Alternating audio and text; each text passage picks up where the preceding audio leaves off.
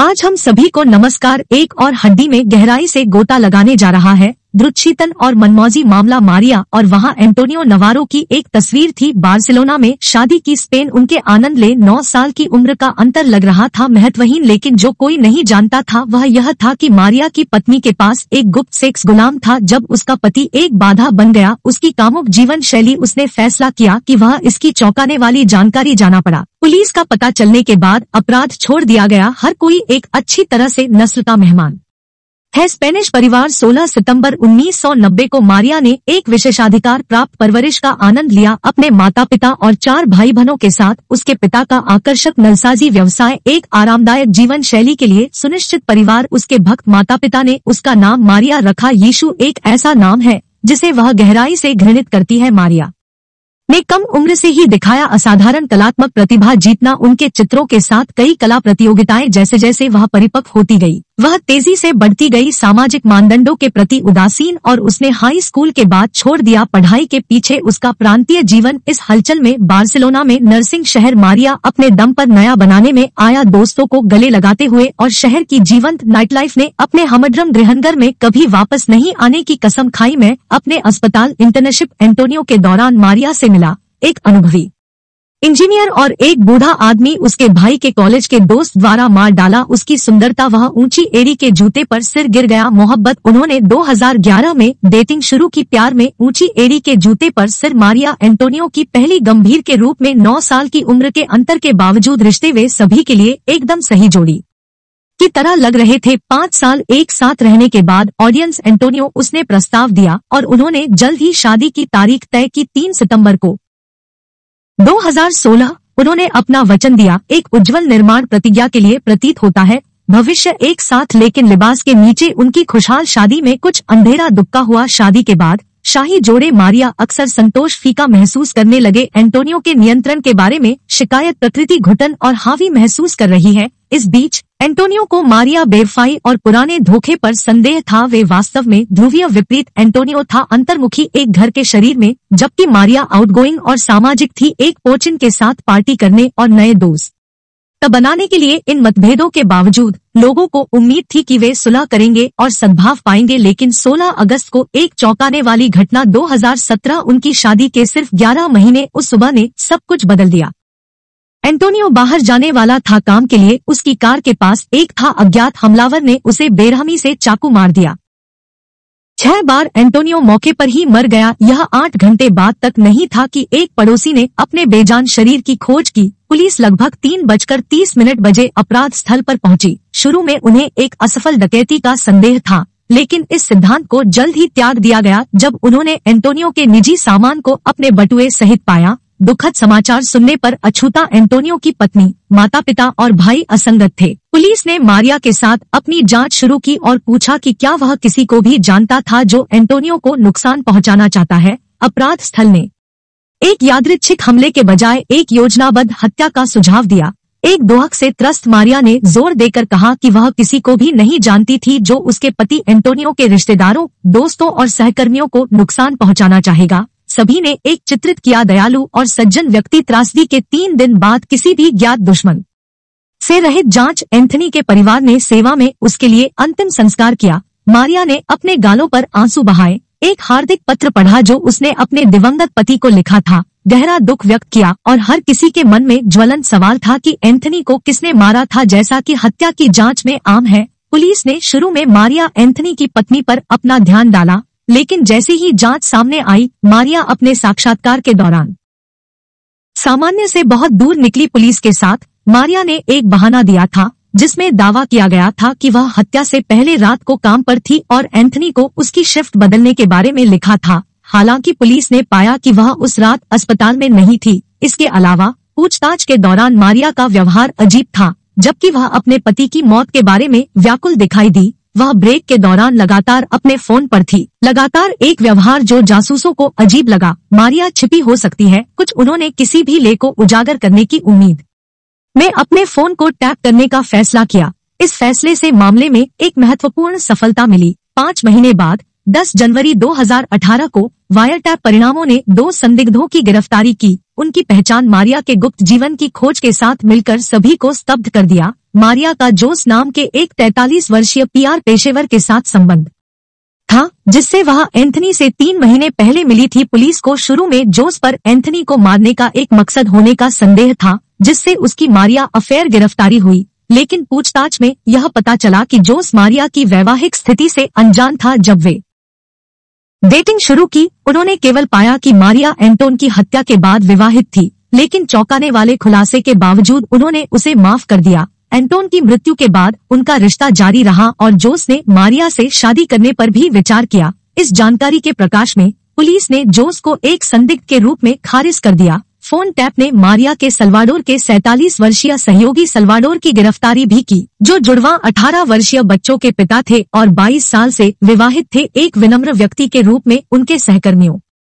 मारिया और सल्वाडोर ने सितंबर 2015 में मारिया के एंथनी से सगाई करने के ठीक बाद अपना अफेयर शुरू किया था। हालांकि मारिया के एडिंग के बाद उनका अफेयर कुछ समय के लिए रुक गया। बाद में यह जोड़ी अक्सर सल्वाडोर के घर या अस्पताल में मिलती थी। यह दिलचस्प बात थी, सल्वाडोर की पत्नी ने भी उसी अस्पताल में काम किया। सल्वाडोर और मारिया अपने आसपास के सभी लोगों को धोखा देने में सफल रही। सल्वाडोर मारिया के साथ आसक्त था और किसी भी तरह से उसकी सहायता करेगा। उसने पूछा कि घरेलू उपकरणों को ठीक करने के लिए कितना भी बड़ा या छोटा हो, क्योंकि जांच ने मारिया और एंथनी के मुखौटे को गहरा कर दिया, क्योंकि एक आदर्श युगल पूरी तरह से टूट गया। एंथनी के भाई ने जांच में पुलिस को आगे बढ़ाने में महत्वपूर्ण भूमिका निभाई, इस तथ्य से बेखबर कि उनके फोन खराब हो गए थे। मारिया और सल्वाडोर एक जाल में चले गए। एंथनी के भाई ने मारिया को सूचित किया कि पुलिस ने जांच में महत्वपूर्ण प्रगति की है और एक नया संदिग्ध। यह सुनकर मारिया ने तुरंत सल्वाडोर को उसे अपडेट करने के लिए बुलाया।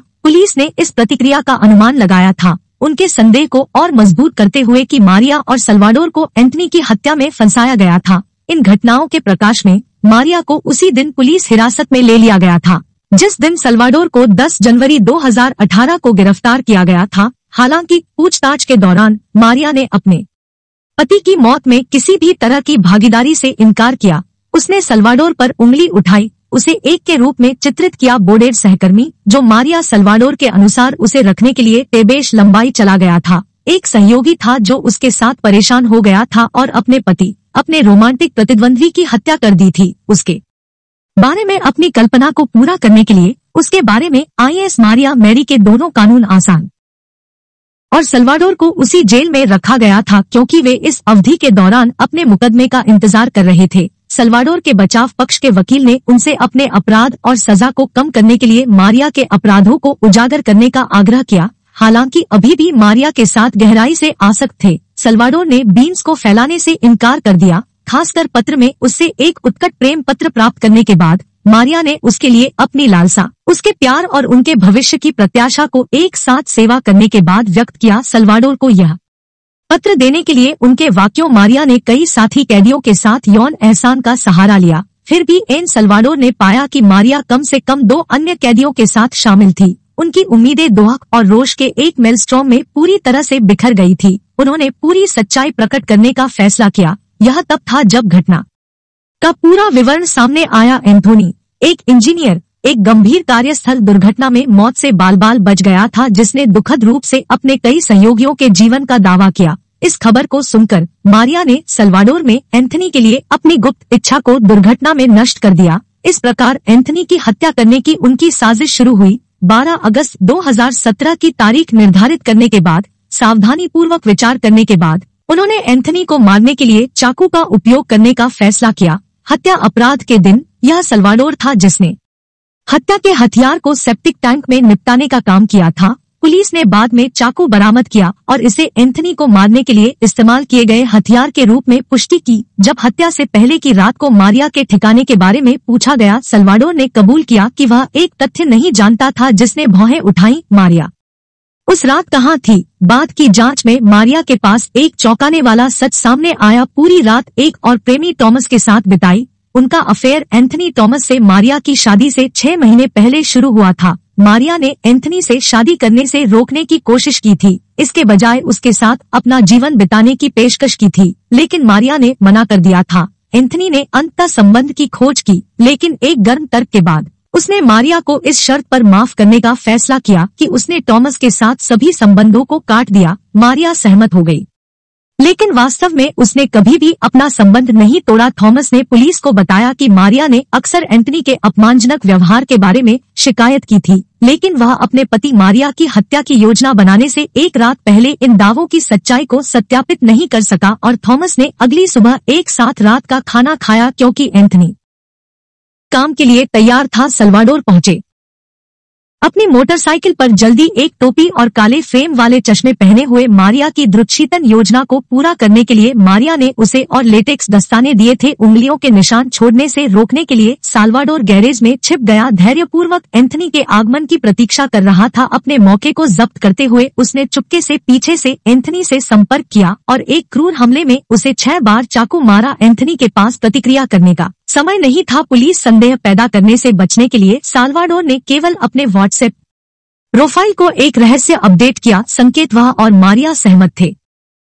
एक की हत्या के बाद साल्वाडोर ने भोलेपन से माना कि वह अंततः मारिया के साथ रहने में सक्षम होगा। हालांकि एंथनी के अंतिम संस्कार के तुरंत बाद मारिया को सामाजिक समारोहों में भाग लेते हुए देखा गया। उसके परिवार ने उसे भौहें उठाने से बचने के लिए कम प्रोफाइल बनाए रखने की सलाह दी, लेकिन मारिया ने कोई ध्यान नहीं दिया। उसने जोस और थॉमस के साथ अपने डायनेस को जारी रखा। पुलिस ने पाया कि मारिया सर्जियो नाम के एक व्यक्ति के साथ भी शामिल थी, एक नाइट क्लब सुरक्षा गार्ड जो मारिया से बेखबर था। जब पुलिस द्वारा इंटर साक्षात्कार किया गया तो उन्होंने कहा कि उन्होंने अपने पति की मृत्यु पर मारिया में दोह के कोई संकेत नहीं देखे। मारिया ने इन कई रिश्तों को तब तक बनाए रखा जब तक कि उसे गिरफ्तार नहीं किया गया। इसके अलावा पुलिस ने पाया कि मारिया अस्पताल से एक पुरुष नर्स के साथ रोमांटिक रूप से भी शामिल थी। उनका रिश्ता उस समय के आसपास शुरू हुआ जब मारिया ने शादी कर ली। मारिया के प्रेम जीवन की जटिलता ने साल्वाडोर के अनुसार सभी को आश्चर्यचकित कर दिया। मारिया पूरी तरह से विवादास्पद थी। एंथनी की हत्या के बारे में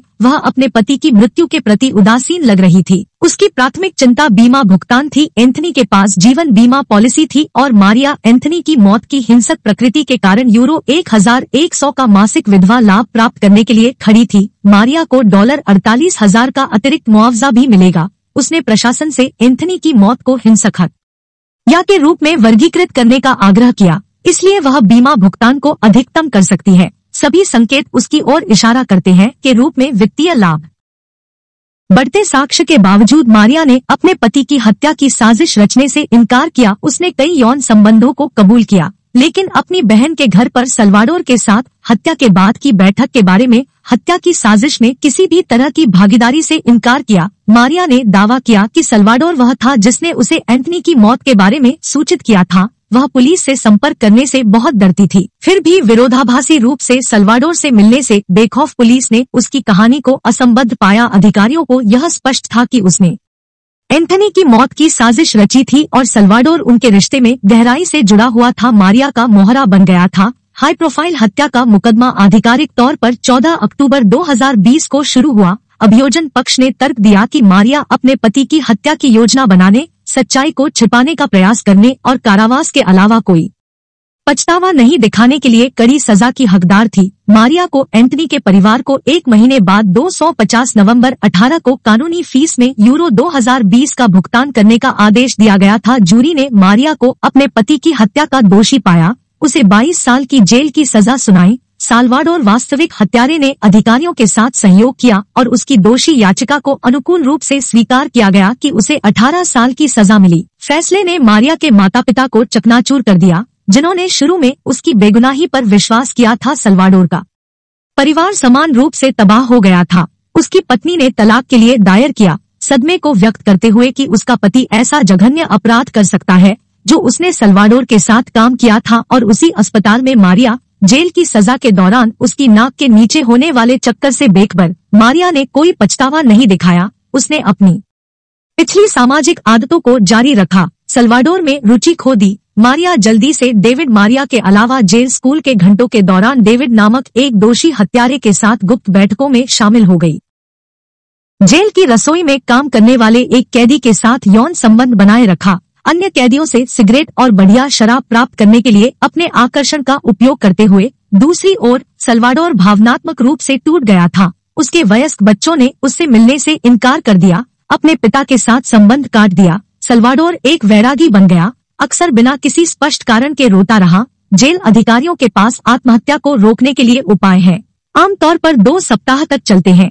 हालांकि सल्वाडोर के भावनात्मक टूटने को देखते हुए ये उपाय थे। कई महीनों बाद विशेषज्ञों द्वारा मूल्यांकन ने पुष्टि की कि मारिया के पास मनोचिकित्सा के लिए एक उच्च स्कोर था। अनुसंधान इंगित करता है कि उच्च मनोचिकित्सा स्कोर वाले व्यक्ति अधिक साहसी यौन व्यवहार की तलाश करते हैं और सेक्स के दौरान मजबूत भावनाओं का अनुभव करते हैं। मारिया अपने उच्च स्कोर के साथ और उसके व्यवहार पर पूर्ण नियंत्रण खो दिया था। देखने के लिए आप सभी का धन्यवाद। अगर आपको यह वीडियो पसंद आया है तो कृपया मेरे YouTube चैनल को सब्सक्राइब करना न भूलें। और भी कई चौंकाने वाले हैं और अगली बार मिलने के लिए दिल